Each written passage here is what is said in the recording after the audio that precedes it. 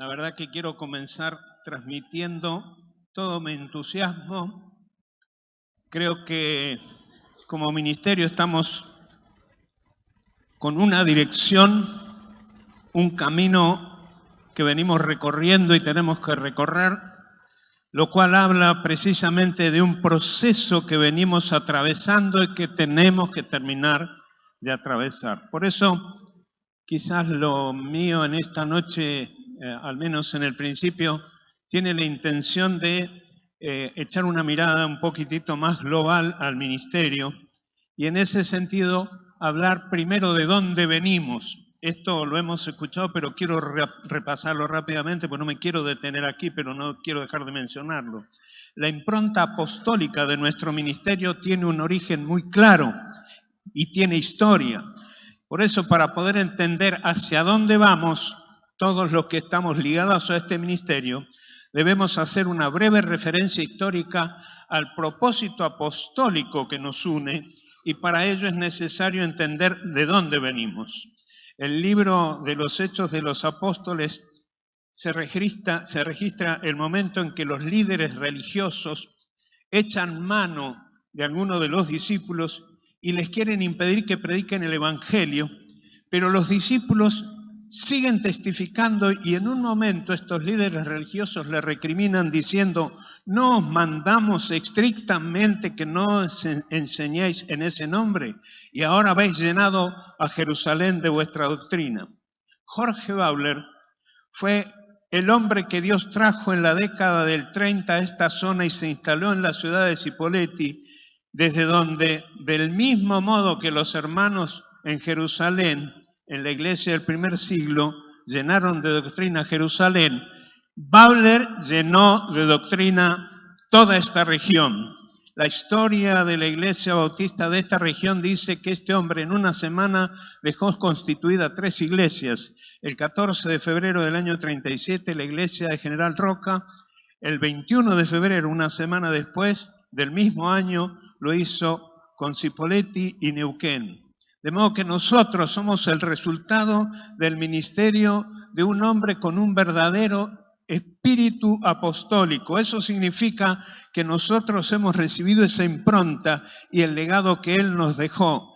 Y desde Cipolletti se extendió el Evangelio a distintos lugares, como lo hemos venido diciendo en algún momento. De hecho, cuando nosotros llegamos en el año 85 aquí con la familia, la iglesia tenía una obra de extensión en Villa El Manzano, en Allen, en Choel, y antes había constituido también la iglesia de Cinco Saltos, la cual fue depositaria años después de la obra que teníamos en El Manzano. No pudiendo atenderlas nosotros como correspondía, lo transferimos a los hermanos y ellos tienen un pastor y están trabajando allí. Dentro de ese cuadro histórico que estamos resaltando, no podemos dejar de mencionar la asistencia que esta iglesia brindó en su momento a la iglesia de Villa Regina. Trabajamos bastante en Regina, en Roca, en Choel, en Allen, etcétera, etcétera, y con gran esfuerzo hemos llegado hasta el momento donde estamos. Por supuesto, también hacia el mundo, cuando enviamos a nuestra hermana Marcela López, hoy en la presencia del Señor, a África, a la localidad de Tambacunda, lugar, por cierto, muy difícil de trabajar, pero allí estuvimos, y luego Mariela en España, con la continuación de los pastores Miguel y Mari Muñoz. Esto es un breve repaso, y todo lo descrito hasta aquí tiene como propósito destacar el espíritu misionero y apostólico de este ministerio, y sin exagerar, señalar el rol de liderazgo que tiene en todo este ministerio. Hace varios años, mientras yo viajaba a Choel por la ruta 22, cosa que hacía muy a menudo, y cuando yo pasaba por las distintas localidades en la ruta 22, iba orando y diciendo: Señor, ¿qué tienes para hacer en toda esta zona? Y no me voy a olvidar nunca el día que, pasando frente a la localidad de Mainqué, Dios me dio esta palabra que está escrita en la pared de mi oficina y que ya hemos escuchado estos días. Tomarás las ciudades principales y desde allí te extenderás a sus vecindades y pondrás hombres y mujeres, siervos y siervas que yo te mostraré y ellos me servirán. solo que no te apartes ni a izquierda ni a derecha de lo que yo te mando hoy. Reguero de bendiciones serás. Y en este reguero de bendiciones serás, hermano, no es la persona de un apóstol, de un líder. El reguero de bendiciones serás es una palabra para este ministerio, de manera que reciba esta palabra, recíbala en esta noche, levante su mano y diga: por promesa de Dios seremos un reguero de bendiciones donde quiera que estemos. Por favor, repítalo conmigo: seremos un reguero de bendiciones en todas las localidades donde estamos. Quizás cuando decimos la localidad, usted puede mencionar su ciudad. Reguero de bendiciones seremos en... Reguero de bendiciones seremos en... Y desde allí hasta donde Dios nos mande. ¿Cuántos dicen amén a eso? Esto implica que tenemos todo un desafío y todo un trabajo pendiente, de tal manera que se podría decir que, como en aquel momento el Señor se lo dijo a Josué, queda aún mucha tierra por poseer. ¿Cuántos dicen amén a eso? Esa palabra, que en un momento parecía referida solamente a las localidades del Alto Valle y Valle Medio, hoy se hace extensiva a todas las ciudades de otras provincias donde está el ministerio Acercate a la Vida, y yo diría también a España. Con este antecedente quiero hablar un poco de hacia dónde vamos. Con este antecedente que tenemos, no hay lugar para quedarnos detenidos en el tiempo disfrutando de la comunidad de haber alcanzado lo que somos hoy como ministerio. Por el contrario, y voy a decir cosas que son para mí muy significativas, pero a la vez quizás muy duras. Por el contrario, de la manera que Dios nos ha bendecido en la comprensión de la palabra que hemos alcanzado, los recursos que disponemos en las distintas localidades donde estamos como ministerio, nos llevan y nos obligan a plantear y desarrollar acciones concretas en función de la misión que tenemos de transformar generaciones. Por eso quiero tomar de manera muy especial o pedir de manera muy especial que los pastores pongan atención en este sentido, porque tengo cosas que decir que yo creo que los primeros que somos responsables en esto somos los pastores, y por supuesto los demás hermanos no lo van a entender, pero los pastores que tuvimos esta tarde con el pastor Carlos Braida vamos a tomar nota de esto, porque precisamente en esta dirección se nos habló.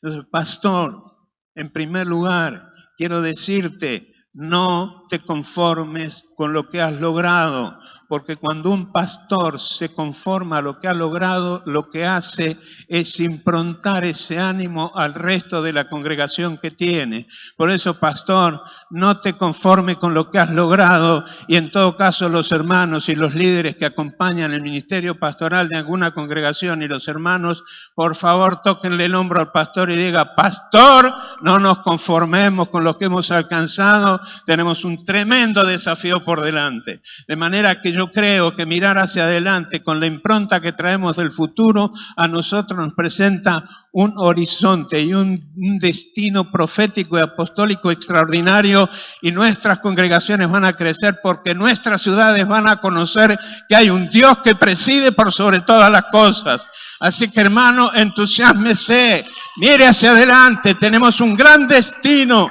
y un gran propósito para alcanzar. Quiero invitarte a que, como lo expresa la palabra de Dios, y por supuesto esto ha quedado registrado en una canción que solíamos cantar hace un tiempo atrás, dice la canción: alza tus ojos y miras, la cosecha está lista, el tiempo ha llegado, la mies está madura, esfuérzate y sé valiente, levántate, predica a todas las naciones que Cristo es la vida. Amén. Oh, gracias por su entusiasmo, diría Marcelo de Emilio. Le voy a dar otra oportunidad, dice. Gracias por su entusiasmo.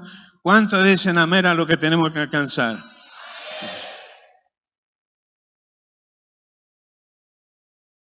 Hay un hombre que a mí me ha inspirado muchísimo, siempre lo menciono, su nombre que ya partió a la presencia de Dios, precisamente Hace unos días fue un aniversario más de su muerte, falleció el 9 de noviembre del año 2014.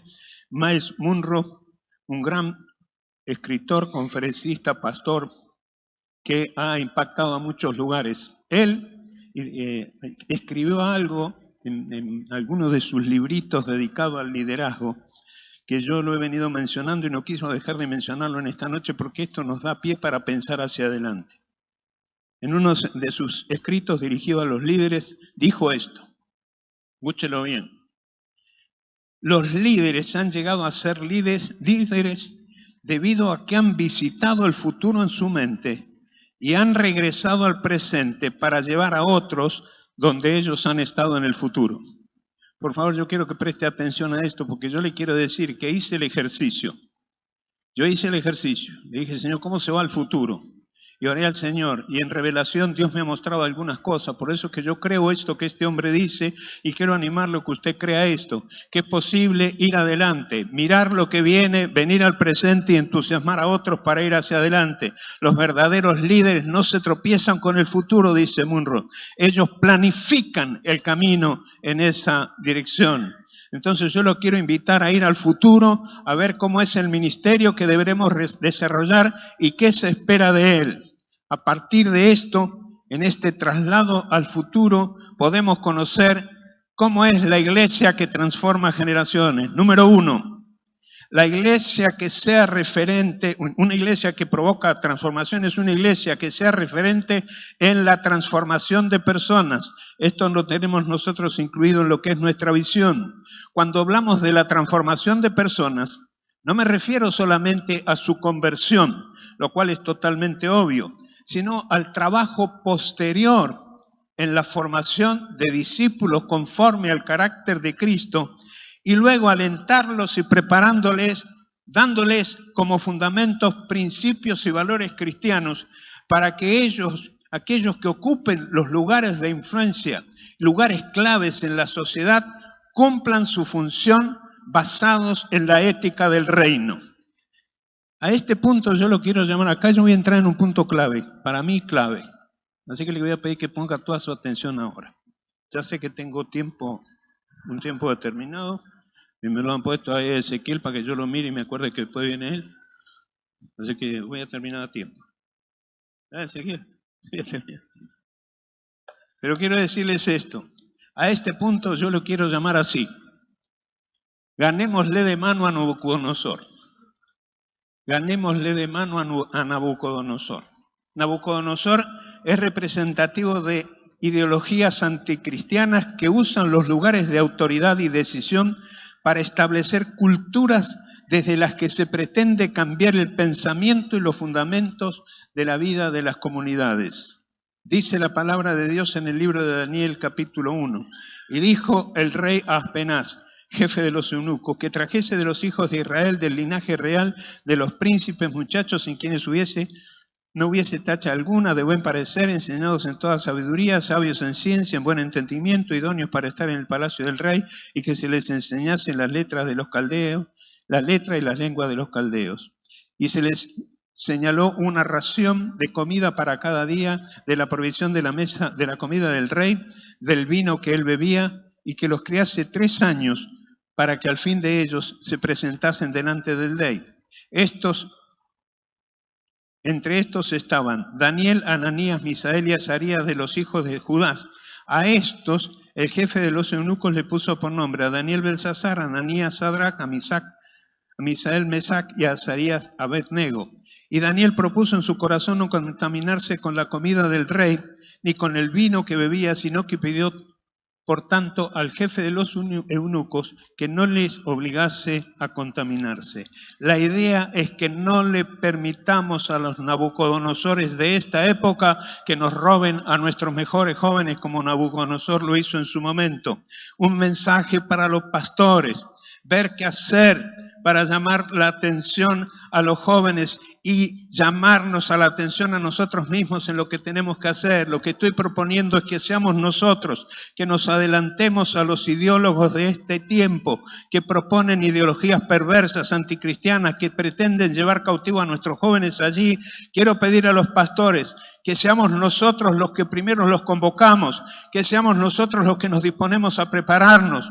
No dejemos que esos personajes con mentalidad babilónica les impongan su cultura. Convoquémoslo primero nosotros, impregnémoslo de la cultura del reino de Dios, alentémoslos para que no nos lleven cautivos a su territorio. No dejemos que los lleven a su palacio representativo de ideologías diabólicas y los pongan como portavoces de sus mensajes.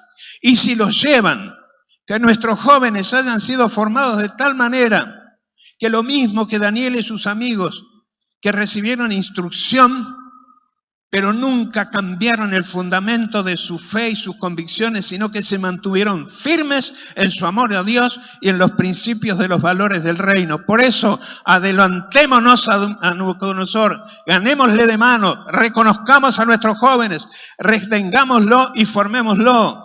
Guiemos nosotros la generación de jóvenes y adolescentes, hagámosle notar que puede venir un Nabucodonosor para quererlos cautivar con su cultura.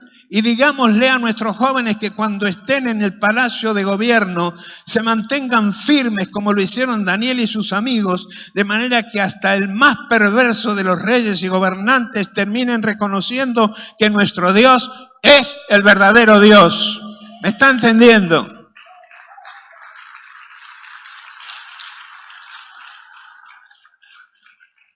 Quiero pedir a los pastores, preparemos a nuestros jóvenes, afirmémoslo en la palabra de Dios, de tal manera que no haya amenaza que los haga cambiar de sus fundamentos y sean verdaderos agentes de transformación para las próximas generaciones.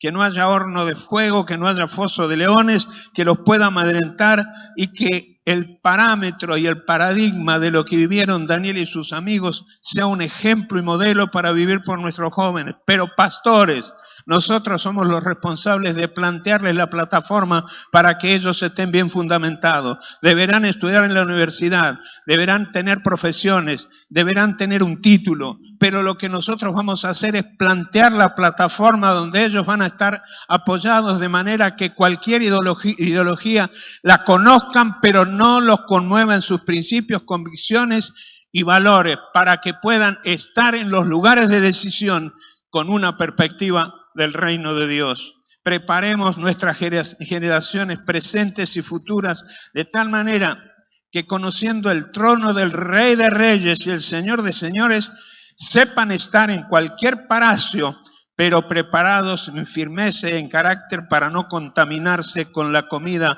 de los Nabucodonosores de nuestra época, y que por darles nosotros de comer, discipularlos con la palabra de Dios, al examinarlos sean encontrados 10 veces mejores que otros y sean verdaderos agentes de cambio en nuestra sociedad. Por eso estoy entusiasmado, porque venimos recorriendo un proceso, estamos en este punto y lo que tenemos hacia adelante es absolutamente desafiante. Si nosotros vamos a hacer un aporte significativo para esta sociedad, va a ser preparando a esta gente.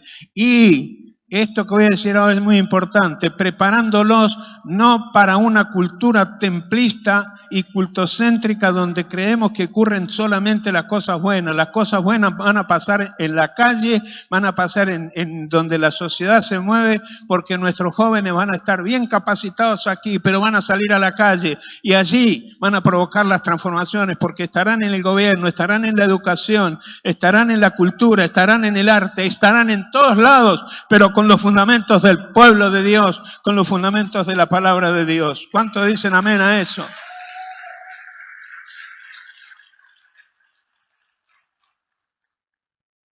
Gran sorpresa se llevó Nabucodonosor con estos jóvenes.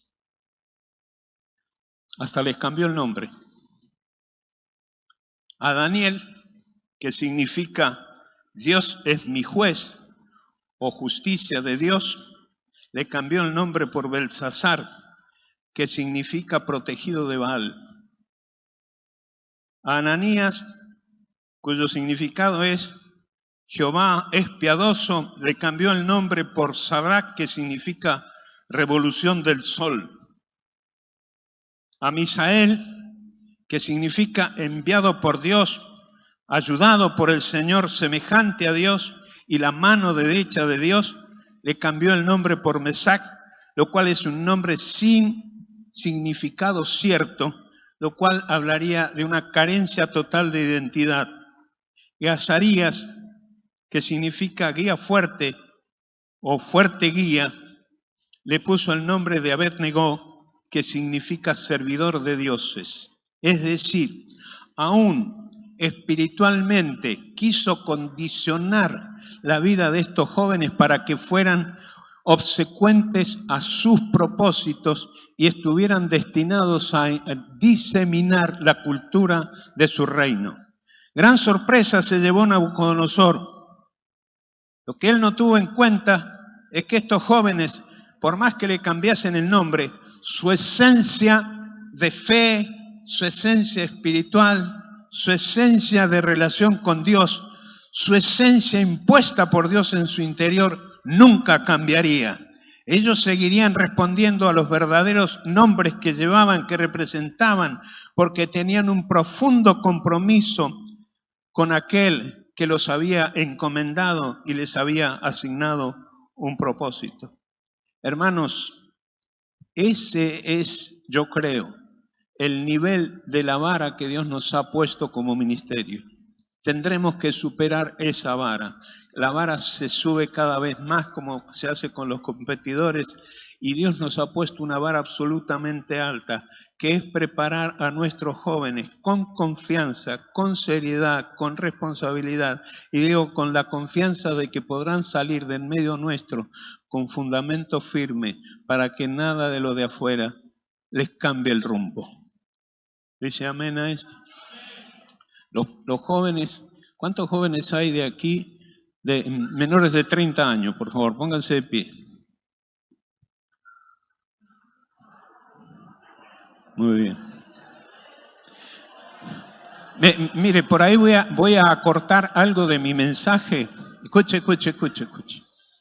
Por ahí voy a hacer un poquito más breve porque no me quiero escapar del tiempo. Quiero que los jóvenes hoy puedan estar el tiempo necesario con Ezequiel. Pero voy a acortar lo que voy a decir, pero no quiero dejar de hacer esto. Por favor, cada joven busque a su pastor y se lo trae aquí adelante. Cada joven, los jóvenes busquen a sus pastores y se los traen aquí adelante. Y se ponen ahí con su pastor y otros por acá. Tráiganse a sus pastores.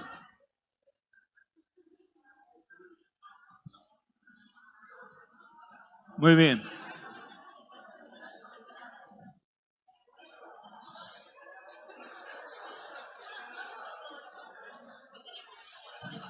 Que vengan todos los pastores, que no se hagan los vivos. Que vengan hasta los pastores Gasparini, todos, vengan. Virginia, todos acá, los de aquí de Cipolletti y los de otras localidades, vengan con sus jóvenes, con su congregación ahí. Muy bien. A ver, escuche. Por favor, alguien que le pregunte a sus pastores. ¿Quién está faltando? Alguien que le pregunte a su pastor. Pastor, ¿vos creés lo que se está predicando?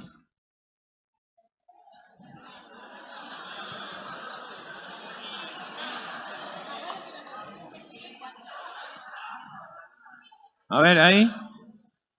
¿Qué dice el pastor? ¿Cree lo que estamos diciendo? Muy bien. ¿Acá? ¿Creen lo que se está diciendo? Muy bien, escuchen ahora.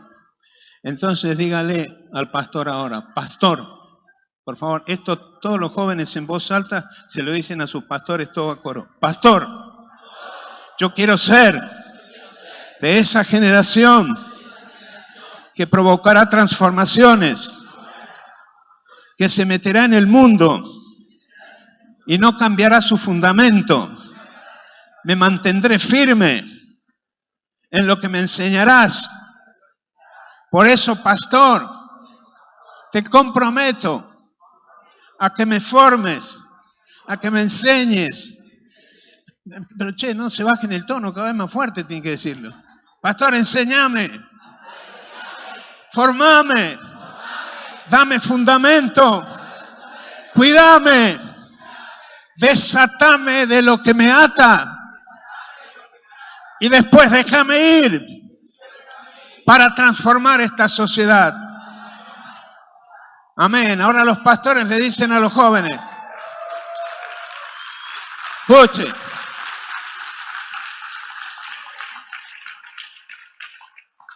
Ahora los pastores le dicen a los jóvenes, queridos, nosotros vamos a hacer, o en todo caso cada pastor diga, yo voy a hacer lo que me estás pidiendo, pero en presencia de toda la iglesia,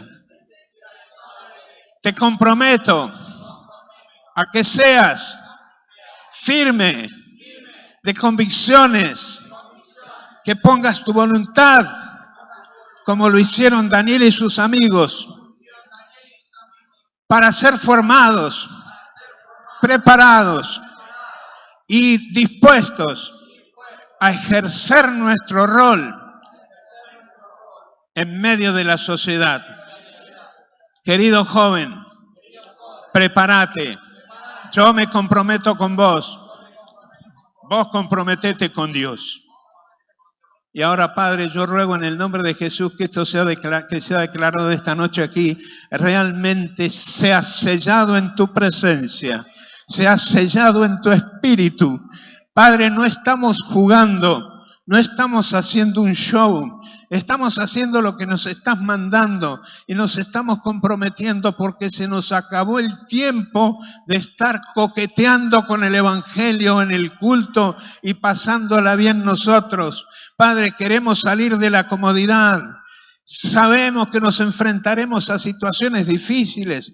Prepara mi carácter, prepara mi voluntad, prepara mi ánimo, sella en mi corazón un amor profundo por tu palabra, por tu presencia, por la guía de tu espíritu. Quiero serte fiel, Señor. Quiero serte fiel, Señor. Lo rogamos en el nombre de Jesucristo de Nazaret. Amén y amén. Un aplauso para el Señor. Tomen rapidito su asiento. Después cada pastor tendrá que trabajar con sus jóvenes en su localidad, pero hemos dicho algo muy importante en esta noche. No hay palabra que no tenga valor en la presencia de Dios. Tomo unos minutitos más para decir lo siguiente, por favor. En este viaje al futuro,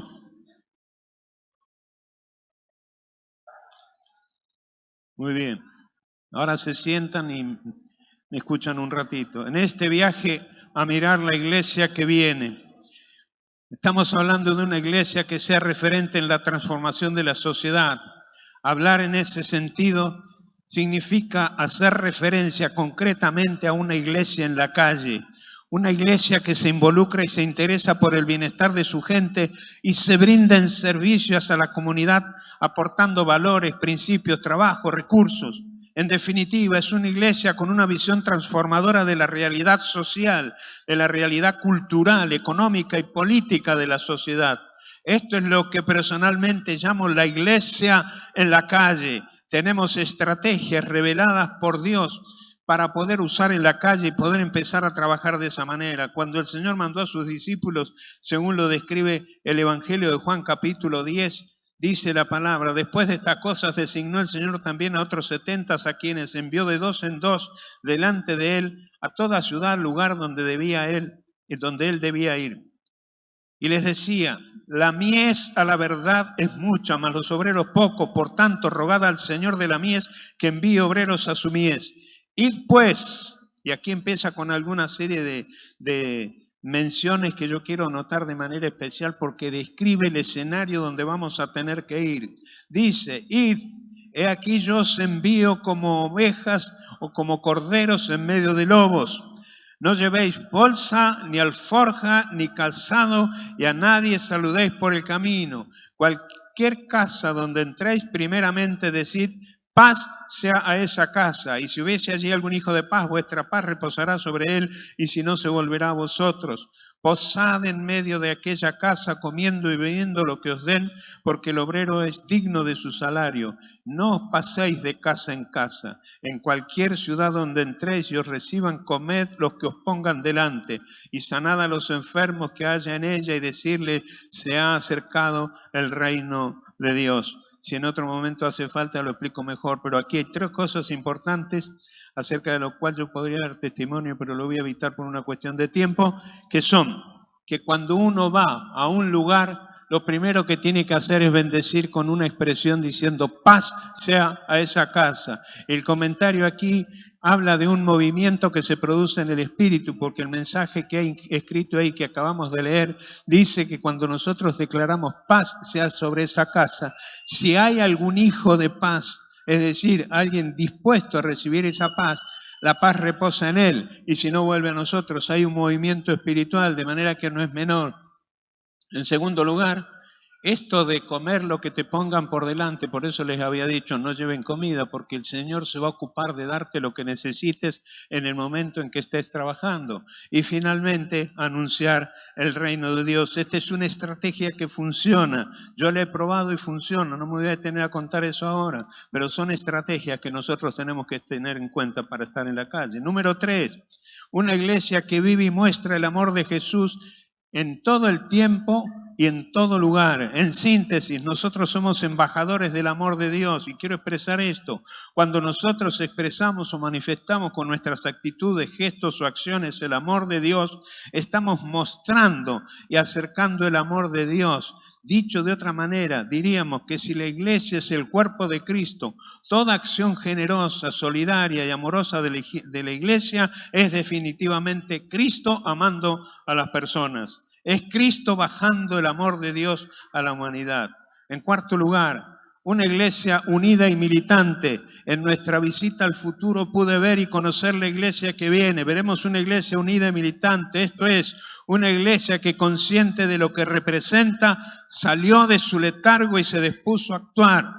Cuando la iglesia cae en el letargo ocurre lo del día de Pentecostés. Estaban todos cómodos, dolorosos, llorando por la partida del Señor en el aposento alto, y Dios mandó un terremoto y los hizo salir y meterlos donde estaba la gente. Yo quiero decirles que si nos vamos a quedar cómodos disfrutando del confort que nos brindan nuestros templos y todo lo que tenemos en este tiempo, Dios hará lo que tiene que hacer para sacarnos de ese confort y de esa comodidad y meternos donde está la gente. A ese letargo se llega como resultado precisamente del confort y la comodidad que ofrece la práctica de un cristianismo sin compromiso, que solo pone el énfasis en sentirse bien y cómodo. Una iglesia militante, por el contrario, es aquella para la cual el Evangelio implica acciones concretas y específicas para establecer el reino de Dios en la tierra, lo cual implica aceptar el gobierno de Dios en lo personal, en lo familiar y en toda nuestra participación en la sociedad, sea gobierno, sea educación, sea comercio o donde estemos. En esa mirada hacia el futuro vi una iglesia influyente, una iglesia con un claro sentido corporativo y global, unida, que ha entendido lo que tiene en su ADN, es que lo que tiene en su ADN es la impronta de aquel que dijo, vayan y anuncien, el reino de los cielos se ha acercado. En esa mirada hacia adelante, vi una iglesia con líderes comprometidos. Líderes comprometidos son aquellos a los que no se los arrastran, no se los lleva a la arrastra, como decía mi pastor. Hay gente que funciona propulsión a palmada, le tenés que andar diciendo todo el tiempo, vamos, una palmadita, no te quede, vamos. Líderes comprometidos son aquellos a los que no se los arrastra, son aquellos que tienen una mirada puesta en el adelante y van delante señalando el camino que nos conduce al cumplimiento de nuestro propósito como ministerio, conforme a la encomendación dada desde el cielo. En séptimo lugar, una iglesia que provoca cambios reales en la sociedad. Hablamos entonces de una iglesia que responde a la visión de ser referentes en la transformación de la sociedad. La transformación no se consigue encerrando gente en el templo y en el culto, sino que habiendo dejado esa mentalidad templocéntrica y cultocéntrica, lo cual significa que todo lo bueno solo ocurre en el culto, se atreve a moverse donde las cosas ocurren, unidos al resto del pueblo de Dios, en pleno respeto por la unidad de esencia que la iglesia tuvo desde su concepción y su nacimiento.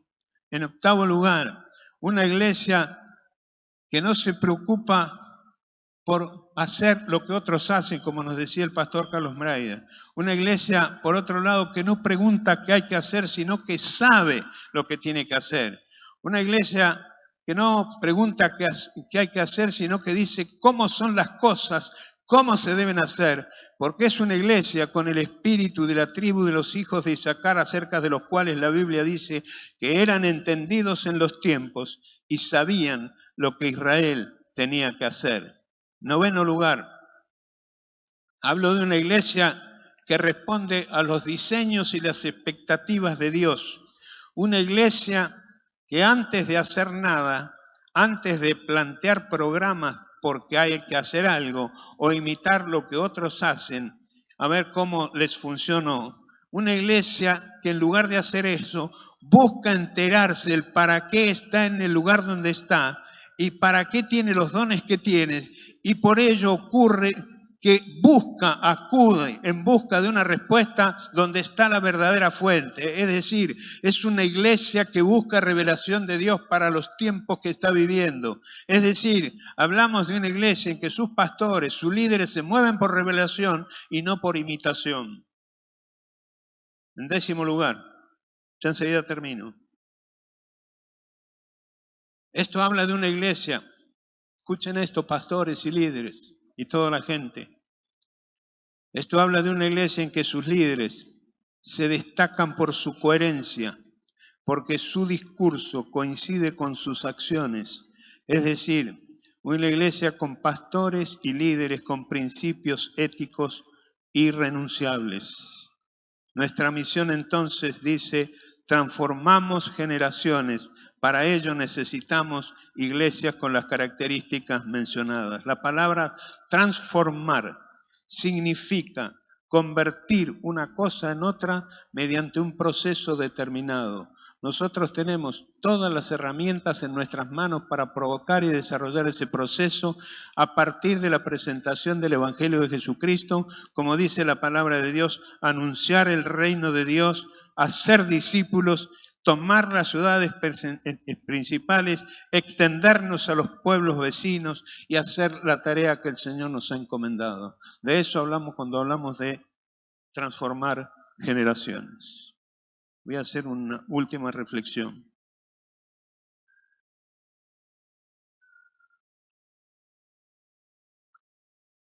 No pusimos ese lema de manera descuidada. No llegamos a esa misión de manera descuidada. Hemos trabajado, hemos reflexionado, hemos pensado, hemos orado, hemos ayunado, hemos buscado dirección de Dios. Y Dios no nos dijo nada distinto de lo que siempre nos había dicho. Simplemente nos hizo poner en otras palabras lo que nosotros sabemos. El Evangelio transforma. El Evangelio transforma vidas. Lo que nos hace falta como iglesia es pensar que todos los que hemos experimentado la transformación de nuestras vidas y de nuestras familias, desarrollemos un plan para ver cómo de manera conjunta, global, corporativa, como pueblo de Dios, desarrollamos planes que provoquen el cambio o la transformación de la sociedad. Yo literalmente estoy convencido, soy optimista y creo que vienen años de dificultades serias, pero que en medio de las dificultades y las crisis que va a experimentar la sociedad, la iglesia pasará victoriosa, llevando un mensaje transformador y viendo la transformación de la gente y la transformación de las ciudades. Se abrirán espacios donde los cristianos tendrán que estar. Se abrirán puertas que Dios las abrirá y todos sabemos que cuando Dios abre una puerta nadie la puede cerrar. Se cerrarán otras puertas que estuvieron abiertas pero que no son las puertas que convienen. Viene un tiempo donde cambia el sentido cúltico de la iglesia Viene un tiempo, lo vengo diciendo hace años, en que el templo se convertirá en algo así como una universidad, un aula de capacitación para los cristianos, en que los pastores no tenemos que hacer lo que harán los profesionales, pero los pastores nos tendremos que dedicar a formar a la gente, a darle fundamento, a contenerlo, lo que hicimos en esta noche aquí, para que cuando salgan afuera, en los espacios que estén, sean eficientes. Yo creo que lo que hizo Nabucodonosor con Daniel y con sus amigos es algo que nosotros tenemos que imitar. Le he dicho sistemáticamente a los jóvenes que una profesión, un título, es una llave que abre una puerta, que nos permite entrar donde no se entra de otra manera. Cortito les cuento, cuando hace varios años atrás, algunos conocen esta historia, otros no, por eso la cuento. Cuando hace muchos años atrás, aquí en la ciudad de Cipolletti, era intendente el señor Rudy Salto, que ya partió a la eternidad, un hombre que nos tenía marginados a los evangélicos, que en una oportunidad, cuando se desarrolló una marcha de la municipalidad hacia la plaza y nosotros estábamos con la ordenación de alguien aquí, quiso meterse con la multitud que venía a desarmar el culto y no lo pudo hacer porque hubo varios hermanos que lo pararon en la puerta. Un hombre que nos tenía marginados a los cristianos evangélicos, significativamente. Bueno, le voy a contar después el final, pero yo necesitaba ir a hablar con él porque teníamos un problema con los impuestos de la iglesia. Yo necesitaba hablar con el intendente. La secretaria que él tenía en ese momento había trabajado con nosotros en el programa de radio que teníamos en Helio 19. Silvia se llamaba. Un día voy y le digo, Silvia, yo necesito hablar con el intendente. ¿Por qué tema? Por algunos impuestos de la iglesia. No lo puedo atender. ¿Por qué? Porque está ocupado. ¿Y qué hago? Vuelva otro día. Volví otro día y le dije, Silvia, necesito hablar con el intendente. No lo va a atender porque está ocupado. 3 veces fui de la misma manera. Yo dije, Señor, revelame cómo hacer. En ese entonces teníamos un periódico yo hacía un periódico aquí en la ciudad que se llamaba Para un Nuevo Día. Y entonces tomé 2 o 3 ejemplares del periódico Para un Nuevo Día, me agarré un grabadorcito chiquito que yo tenía de esos que usaban cassette. ¿Cuántos saben lo que es un cassette?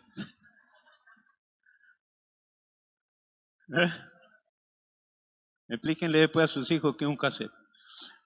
Me llevé los diarios, el grabadorcito y le dije, Silvia, quiero hacerle una entrevista al intendente. ¿Una entrevista? Sí. ¿De qué? Del periódico Para un Nuevo Día. Yo no soy periodista, pero ella me vio cara de periodista. Eso ya era un título. Eso ya era, ¿sabe qué era? Una llave. Entonces entró, pero no hizo más que entrar y salir. Dice, pase, el intendente lo va a entender. Entonces una vez adentro, hola pastor, era la primera vez en mi vida que él me saludaba. Hola pastor, qué gusto verlo, bla, bla, bla. Dice, ¿de qué vamos a hablar? De impuestos. No, pero Silvia me dijo, sí, la entrevista después. Y yo vine para hablar de impuestos. Entonces, usted sabe que la llave es el título. Yo no soy periodista, pero como me vio cara de periodista me hizo pasar. La llave abre puertas. Una vez adentro, lo que actúa es la unción que Dios ha puesto sobre tu vida. Y la profesión que Dios te ha dado, y la idoneidad que tenés para una tarea. ¿Entiendes? Así que prepárense, jóvenes, y pastores, preparemos a nuestros jóvenes para lo que viene. Le cuento el detalle final. Yo fui la persona, fuimos con Sergio, creo, que oró en el velatorio de ese intendente. Porque la familia me dijo, pastor, queremos que sea usted el que ore por la partida de nuestro hermano. ¿Me entiende? Entonces, viene un tiempo en que se van a abrir puertas, pero hacen falta llaves. Hacen falta llaves. Así que el joven que en tu iglesia está sin estudiar, pastor, ya sabe dónde le tenés que calzar algo que duele y mandarlo a estudiar. Y cuando estés estudiando, no te olvides de venir a tu pastor y decirle, pastor, prepárame lo que me tenés que preparar de manera que juntemos las 2 cosas y seamos eficientes afuera. Amén. Amén. Quiero finalizar.